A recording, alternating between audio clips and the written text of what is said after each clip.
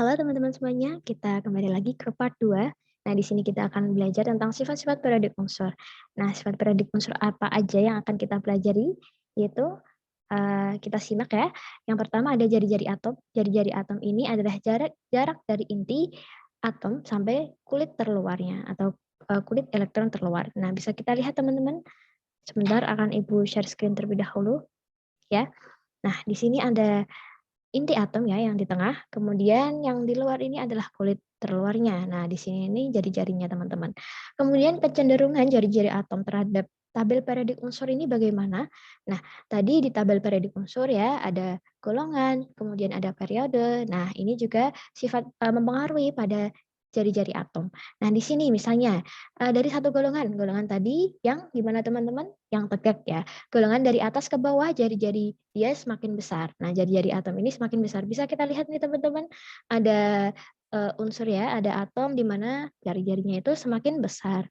Nah, karena apa? Karena semakin besar jari-jari atom ini, kulitnya ini semakin semakin bertambah ya, semakin tebal. Nah, mudahnya seperti itu. Kemudian dari periode. Nah, periode itu yang mendatar teman-teman. Karena periode ini semakin kecil ya. Ya, karena muatan inti dan jumlah elektron pada kulit itu bertambah sehingga mengakibatkan gaya tarik-menarik antara inti dengan kulit elektron sehingga energinya kecil ya. Jadi atomnya semakin kecil seperti itu. Nah, kemudian di sini ada contoh langsung nih teman-teman, ada perhitungan di sini. Nah, misalnya ketahui A, B, C, D, E memiliki nomor atom 2, 9, 12, 15, dan 19. Unsur manakah yang memiliki jari-jari terbesar? Nah, kita bisa lihat ini kalau dikonfigurasi terlebih dahulu. Jadi dikonfigurasikan ya teman-teman. Misalnya nomor atomnya 2. Nomor atomnya 2 berarti 1s2, ya kan? Sebentar, Ibu akan coret-coret terlebih dahulu. Nah, ini nomor atomnya 2 berarti 1s2 ya teman-teman. 1s2 berarti tadi dia di golongan berapa? Kalau S itu A ya, karena elektronnya 2 berarti 2A, dan periodenya 1, karena konfigurasinya cuma satu saja ini. Oke, kemudian yang 9 nih. 9 ini dikonfigurasikan teman-teman. Berarti 1s2, 2s2, 2p5. Bisa kita hitung elektronnya 2 tambah 2, 4, 4 tambah 5, 9. Berarti sudah setara ya, sudah pas. Kemudian berapa golongan dan periodenya? Golongannya ini berarti ini adalah P ya. Berarti S ditambah P. Sama dengan berapa nih? 7A. Ya, karena ini P, tadi P sama S itu berada di golongan A. Kemudian periodenya berapa? Yang paling besar berapa? Adalah 2. Oke, teman-teman. Kemudian yang 12. Yang C12 ya. C12 ini berarti seperti ini, teman-teman. Ya, yang terakhirnya ini adalah 3S2. Nah, udah kelihatan nih, teman-teman. Berarti periodenya adalah 3, ya, karena ini yang terbesar 3, kemudian golongannya adalah 2A, seperti itu. Oke, yang D nih teman-teman. Bisa kita perhatikan ya, ini ada 15, berarti 3P, 3. Kalau 3P, 3, kalau P itu mencari golongan ditambahkan. Berarti S ditambah P, 2 ditambah 3 adalah 5A. Nah, kemudian P-nya adalah 3. Oke, sekarang yang E. Nih yang E.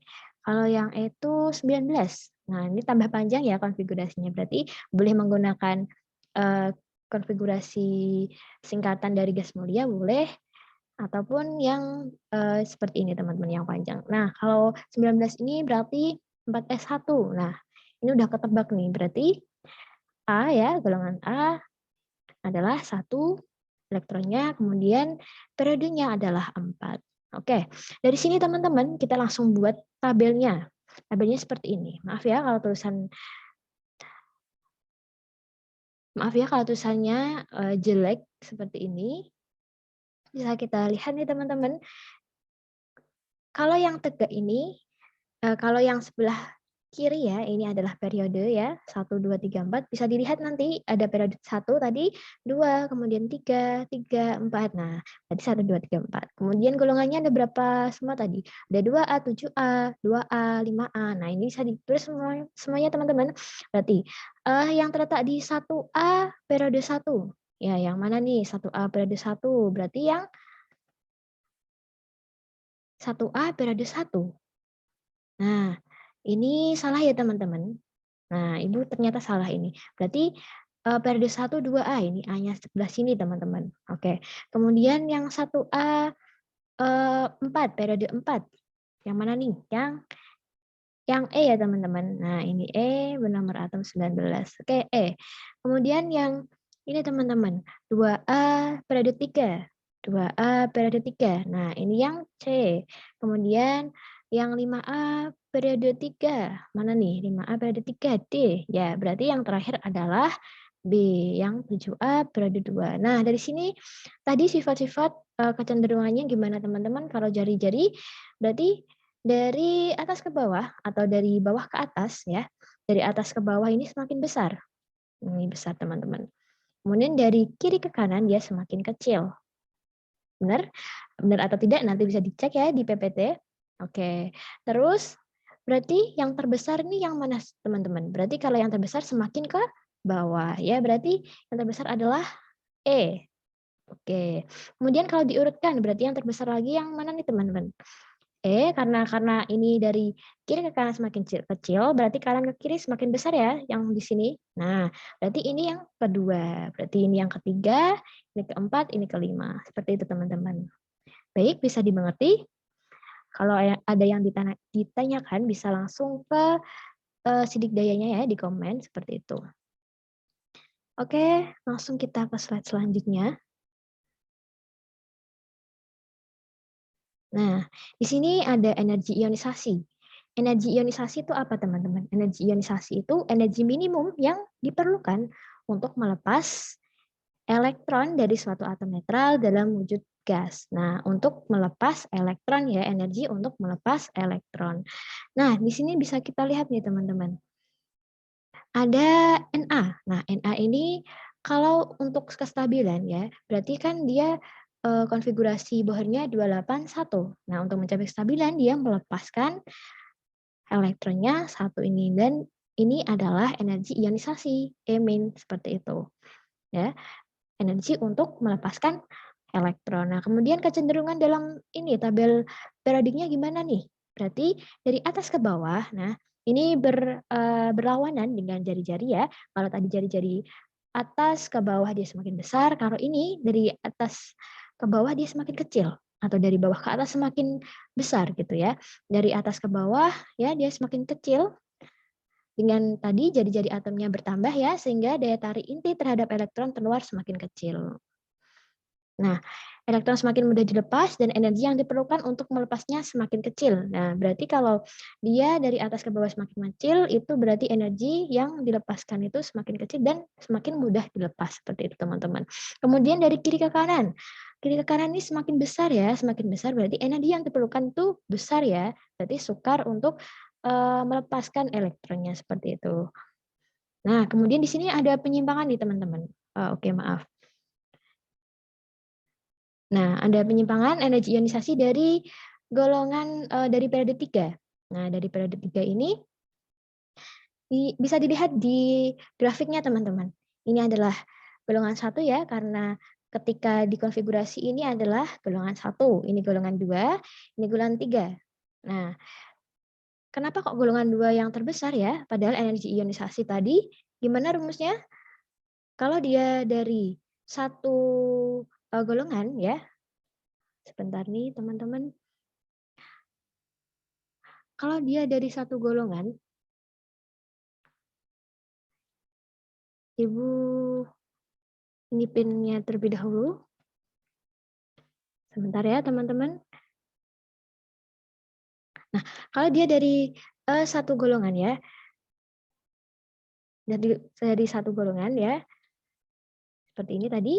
Kalau dari kiri ke kanan, dia semakin besar ya, ini golongan. Kemudian dari yang periode dia dari atas ke bawah dia semakin kecil ya, atas ke bawah semakin kecil, atau dari bawah ke atas semakin besar. Nah, kalau golongan berarti kan golongan kan kalau di tabel periodik unsur 1, 2, 3 gitu ya golongannya. Nah, gini ya, 1, 2, 3. Nah, berarti seharusnya golongan 3 ini lebih ini dong, grafiknya lebih besar dong ya, lebih tinggi ya seharusnya. Kenapa kok ini lebih kecil? Nah, ini berkaitan dengan konfigurasi elektronnya teman-teman. Kalau konfigurasi elektronnya stabil, nah dia mempunyai energi yang lebih tinggi ya untuk melepasnya. Nah, bisa dilihat nanti di soalnya teman-teman. Sebentar ya. Kita langsung ke soalnya. Kita langsung ke soalnya nih. Nah, ini di soalnya bisa diketahui, bisa dilihat nih. Bisa dilihat grafik yang tepat untuk unsur-unsur ini bagaimana ya. Nah, misal P. P ini adalah 11. Berarti kalau dikonfigurasikan adalah 1s2, 2s2, 2p6, kemudian berapa teman-teman? 3s1. Berarti dia berada di golongan 1A, periodenya 3. Oke. Kemudian yang Q. Q adalah 12 ya. Nah, pasti kalian tadi ngeh karena sama dengan MG ya. 1s2, 2s2, 2p6, 3s2. Oke, berarti golongan 2A periode 3 ya. Kemudian yang R adalah 1s2, 2s2, 2p6, 3s2, kemudian tambahnya apa? 3p1. Bu, kok bisa hafal sih gitu ya? Karena semakin banyak kita berarti soal, jadi kita hafal untuk konfigurasinya. Berarti ini berapa teman-teman? Ini berarti periode 3 golongannya adalah berapa? Ayo, ini P, berarti 3A ya. Terus dibuat untuk grafiknya seperti ini. Nah, kalau kita buat grafik secara teori, pastinya yang unsur R ini adalah yang terbesar gitu ya. Seperti ini grafiknya. Nah, karena tadi kecenderungan stabilan konfigurasi elektron, jadi kita bisa lihat di sini teman-teman. Ini adalah 3s1, kemudian ini adalah 3s2, ini adalah 3s2, 3p1. Nah, yang paling stabil yang mana nih teman-teman? Yang Q ya, karena tadi adalah menurut kaidah penuh atau setengah penuh. Nah, S kan yang maksimalnya 2, berarti dia penuh ya. Berarti energinya lebih tinggi. Nah, berarti yang lainnya ini lebih rendah ya. Nah, ini adalah yang benar yang mana teman-teman? Yang E ya, karena ini Q-nya dia paling tinggi energinya, kemudian yang P ini sedikit rendah dan ini yang rendah ya. Ini yang sedikit rendah, ini yang rendah. Oke. Kemudian kita langsung clear semuanya teman-teman. Oke, next slide. Nah, di sini ada afinitas elektron. Kalau tadi energi ionisasi itu untuk melepas ya, energi untuk melepas. Kalau afinitas ini adalah energi ya yang dibebaskan pada waktu menerima satu elektron sehingga membentuk ion negatif. Nah, kecenderungannya afinitas terhadap periodik ini sama seperti energi ionisasi ketika dari atas ke bawah dia semakin kecil ya, atau dari bawah ke atas dia semakin besar, atau dari dalam periode dari kiri ke kanan dia semakin besar. Oke teman-teman. Nah di sini tuh ada beberapa hal yang perlu diperhatikan dalam afinitas, yaitu penyerapan elektron disertai pelepasan energi. Diserap elektronnya disertai pelepasan energi. Nah ini biasanya tandanya adalah negatif teman-teman. Nah bisa kita baca ya, jika absorpsi atau penangkapan elektron disertai dengan pelepasan energi, maka afinitas elektron atom ditetapkan tanda negatif karena pelepasan ya, seperti Na tadi dilepaskan jadi negatif seperti itu. Nah, tanda negatif menunjukkan bahwa energi ini dilepas. Nah, contohnya ini fluorin, teman-teman.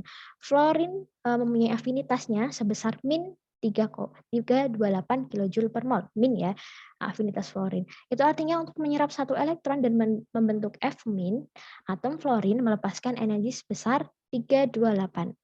Melepaskan energinya 328 ketika membentuk F min itu min 328. Kemudian penyerapan elektron nih, penyerapan elektron membentuk ion Cl min. Nah, disertai pelepasan energi 349. Kalau pelepasan energinya itu positif, kemudian kalau afinitas elektronnya itu negatif min 349 kJ. Nah, di sini ada kalimatnya nih teman-teman. Semakin negatif nilai afinitas elektron, maka semakin besar kecenderungannya untuk menarik elektron, membentuk ion negatif. Nah, melalui ini ya, unsur yang mempunyai afinitas elektron bertanda negatif mempunyai daya tarik yang lebih besar dibandingkan unsur yang memiliki afinitas elektron bertanda positif, seperti itu teman-teman. Ya, berarti yang memiliki afinitas elektron yang negatif itu lebih besar energinya. Nah, kemudian penyerapan elektron disertai penyerapan energi. Tadi pelepasan, ini adalah penyerapan energi. Oke, berarti kalau penyerapan energi ini dia adalah bertanda positif. Nah, contohnya ini berilium 240 kilojoule. Nah, ketika menjadi ion Bm ya, diafinitaskan, dia menjadi 240 kilojoule mol ya per mol. Nah, ini berarti tandanya positif, teman-teman. Oke? Nah, ini bisa dilihat ya. Untuk yang mempunyai afinitas elektron bertanda negatif akan membentuk ion negatif yang lebih stabil daripada netralnya.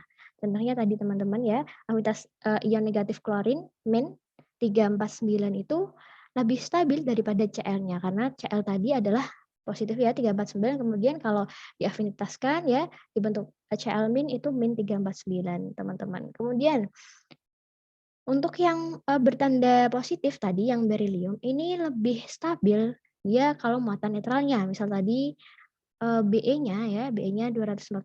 Nah, kalau dibentuk ion Be-min dia lebih tidak stabil. Nah, oke teman-teman, di sini ada pertanyaan nih. Ada pertanyaan lagi, diketahui afinitas elektron magnesium 230 kJ per mol dan fluorin min 328 kJ per mol. Nah, dari sini ada soalnya, manakah yang lebih mudah menyerap elektron, Mg atau F? Nah, nanti bisa dijawab di e-learning ya, di komentar. Nanti bisa Ibu jawab bagaimana jawaban aslinya. Oke? Oke, kita langsung ke elektronegatifan. Berarti tadi yang pertama sifat-sifatnya ada apa? Jari-jari, terus energi ionisasi, terus afinitas. Kemudian yang keempat adalah keelektronegatifan. Kalau keelektronegatifan itu adalah suatu bilangan yang menyatakan kecenderungan suatu unsur untuk menarik elektron ya. Untuk menarik elektron ke dalam suatu molekul senyawa, kecenderungan untuk menarik elektron. Nah, bisa digarisbawahi.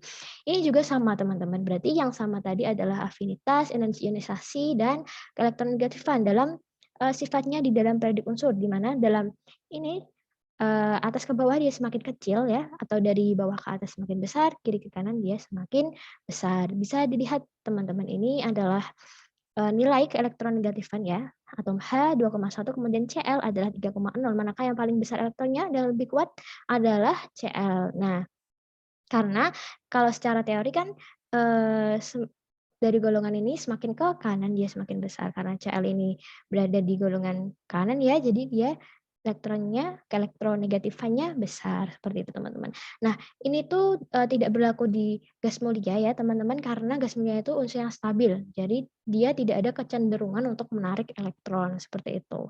Misalnya nanti ada suatu soal kalau yang sebelah kanan itu paling kanan itu ada gas mulia berarti kita cari yang sebelah kirinya lagi karena gas mulia itu pastinya afinitasnya itu rendah seperti itu. Oh, maksudnya keelektronegatifan ya, bukan afinitas. Oke. Nah, kemudian ini ada contoh teman-teman. Adakah LMN dengan nomor atom yang berikut? Keelektronegatifannya grafiknya seperti apa? Nah, bisa kita konfigurasi terlebih dahulu ya. K berarti berapa? Kalau 9 kita pakai bohr saja ya. 27 ya, 27 kemudian L 287. Kemudian kalau M 28 18 7. Nah, ini 35 ya. Kemudian kalau N 28 18 18 7. Nah, di sini bisa kita lihat kalau ini adalah satu golongan ya. Jadi kita bisa gambar dalam dalam kolomnya ya. Sini adalah golongan, berarti golongannya adalah 7A. Kemudian periodenya ada periode 2 ya. Kalau secara Bohr ini ngitung periodenya dijumlahkan ya teman-teman. Ini berarti 2, 3, 4 dan 5. Nah, berarti ini adalah yang periode 2 golongan 7 berarti K. Ini KL, M, N teman-teman. Nah, tadi gimana sifatnya tadi? Kalau semakin ke atas dia semakin besar, kalau semakin ke kanan dia semakin besar. Benar ya? Oke. Berarti grafiknya ini yang benar yang mana teman-teman? Berarti yang paling besar itu adalah K. Nah, kita lihat yang paling besar K mana? Nah, berarti yang ini ya. Semakin ke sini dia semakin menurun. Bisa diterima teman-teman? Apakah ada pertanyaan? Kalau ada pertanyaan bisa langsung di komen di kolom komentar. Nah, teman-teman benar ya ini ya jawabannya? Oke, langsung saja ke sifat-sifat unsur logam. Nah, ini kalau logam itu bisa kita baca ya, sifat unsur logam dalam periodik itu semakin ke bawah dia semakin bertambah ya. Semakin ke bawah semakin bertambah dan semakin ke kanan dia mengurang. Nah, ini bisa kita lihat kalau ke kanan dia jadi non metal, dia semakin non logam. Berarti semakin ke kiri dia semakin logam ya, teman-teman. Oke. Nah, di sini ada soal lagi nih. Soalnya ada unsur Li ya, nomor atomnya 3, O-nya 8, Ne 10, dan Na-nya 11. Oke, kita cari konfigurasinya. Nah, ini sudah ada penyelesaiannya, di mana Li ini ya memiliki golongannya 1A pada 2. Bisa diterima? Oke, kalau yang masih bingung ya bisa diproses, proses-proses pokoknya sampai paham. Kemudian yang O8 ini adalah golongan 4 periode 2, golongan 4 periode 2. Oke. Nah, bisa dilihat sendiri teman-teman. Langsung saja kita ke tabelnya. Langsung ke tabelnya berarti 1A periode 2. 1A periode 2 ini berarti Li ya. Golongan yang lain berarti ini 1A periode 3 itu Na. Bisa dimasukkan ke sini golongan 6A periode 2 ini O dan golongan 8A periode 2 ini Ne. Kemudian yang jari-jari atomnya terbesar yang mana teman-teman? Kalau jari-jari atom tadi gimana? Semakin ke bawah dia semakin besar, semakin ke sini dia semakin kecil. Kecil. Berarti yang memiliki atom besar adalah Na. Oke, Na ya teman-teman. Nah, itu untuk jari-jari atom. Kemudian afinitas elektron. Afinitas elektron yang terbesar berarti kebalikan dari ini ya. Berarti gini teman-teman. Nah, ini yang besar, ini besar. Kalau afinitas elektron, berarti O. Loh, kok bisa O, Bu, bukan Ne? Nah, kan tadi Ibu bilang kalau Ne itu unsur yang paling stabil, dia tidak mungkin untuk menyerap atau menerima energi. Jadi kita lihat unsur yang sebelah kirinya lagi, berarti O. Oh, berarti O ini lebih negatif ya. Berarti yang benar adalah O, seperti ini. Kemudian, unsur yang memiliki keelektronegatifan terkecil. Terkecil siapa teman-teman? Keelektronegatifan terkecil berarti Na, karena dia berada di pojok sini ya teman-teman. Nah, Na ini berada di sini, ini padahal kecil ya, semakin ke kiri juga kecil, berarti Na. Seperti ini teman-teman. Nah, sifat logam terbesar. Nah, logam terbesar tadi gimana? Kalau dia semakin ke bawah, dia semakin besar. Kalau dia semakin ke kiri, dia semakin besar ya. Kalau masih bingung tadi berarti harus membaca lagi. Berarti ini yang terbesar adalah Na. Seperti itu teman-teman. Oke, sampai sini bisa dipahami? Ya, mudah-mudahan bisa paham ya teman-teman. Kalau tidak paham nanti bisa komen di e-learning atau sidik daya. Nah, di sini ada sifat-sifat unsur golongan dan periode nih teman-teman. Ini juga penting untuk kita bahas, yaitu yang pertama gas mulia, ya yang tadi Ibu singgung-singgung terus. Kalau gas mulia ini cenderung stabil, dia tidak melepas atau menangkap elektron ya. Kemudian dia sifatnya juga tidak berwarna, tidak berasa, tidak berbau, dan ada yang sedikit larut dalam air kecuali helium dan neon. Unsur-unsurnya apa saja? Yaitu ada helium, neon, Ar ya, kemudian Kr, Xe dan Rn radon ya. Kemudian periode ketiga. Nah, periode ketiga tadi yang apa ada yang ingat yang di mana di energi ionisasi tadi dia gimana teman-teman? Ada penyimpangannya tadi ya, periode ketiga. Nah, nanti bisa dicari periode ketiga itu apa aja. Nah, di sini sifat logamnya itu berkurang kalau dari Na ke Cl, kemudian bukan logamnya itu bisa bertambah. Kemudian periodiksnya berkurang ya. Kemudian sifat basanya juga berkurang dari Na ke Cl seperti itu teman-teman. Nanti bisa dicari ya. Kemudian sifat-sifat unsur alkali. Nah, sifat-sifat unsur alkali adalah berupa logam putih mengkilap seperti perak. Kemudian sifatnya padat tetapi lunak, lunaknya pada suhu yang normal. Nah, kecuali kalsium, karbonasium berarti tidak bisa pada suhu yang normal. Contoh unsurnya kalau alkali itu adalah 1A, berarti dia litium, natrium, kalium, rubidium ya. Jadi ya hanya lihat nama kawin, robi, cemas, frustasi. Kemudian alkali tanah nih. Sifat-sifatnya bagaimana? Nah, ini unsur-unsurnya reaktif, titik lelehnya lebih tinggi dibanding alkali, kemudian menghantarkan listrik dengan baik ya. Bimo mogok cari serep benradil, Be, Mg, magnesium, kalsium, strontium, barium, radium. Seperti itu. Kemudian lagi ada unsur-unsur halogen. Nah, ini juga penting teman-teman, kalau unsur halogen ini yang tadi ya, dia itu sangat reaktif. Jadi dia itu mudah untuk bereaksi dengan unsur lain atau elektronegativitasnya besar, ya. Oke. Nah, kemudian ketika bersenyawa memiliki bilangan oksidasinya ada yang -1, +1, +3, +5, +7. Nah, tinggal nanti senyawanya partnernya siapa, seperti itu. Kemudian titik leleh dan titik didih bertambah seiringnya meningkatnya atomnya.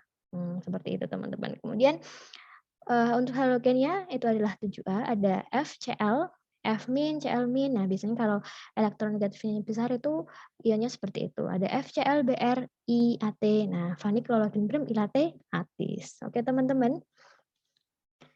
Kita next. Nah, di sini nanti di sidik daya pastinya ada tugas ya, tugas akhir pertemuan. Nanti dikerjakan ada berapa soal esai dikerjakan dan ini ada rangkuman teman-teman. Ini sangat penting juga ya untuk diringkas mengenai sifat fisik, sifat kimia, kegunaan tiap golongan. Misalnya 8A tadi ada HE, neon, heboh negara Argentina karena kehilangan radon ya, ada HR, KR ya, itu unsurnya apa saja, kemudian sifat-sifatnya bagaimana ya, kegunaannya apa, nanti bisa diringkas, dirangkum seringkas-ringkasnya tapi sedetail mungkin ya, sejelas-jelasnya untuk kalian bisa baca-baca nanti saat kelas 12, kelas 10 nanti pasti akan berguna seperti itu teman-teman. Ini juga sangat penting.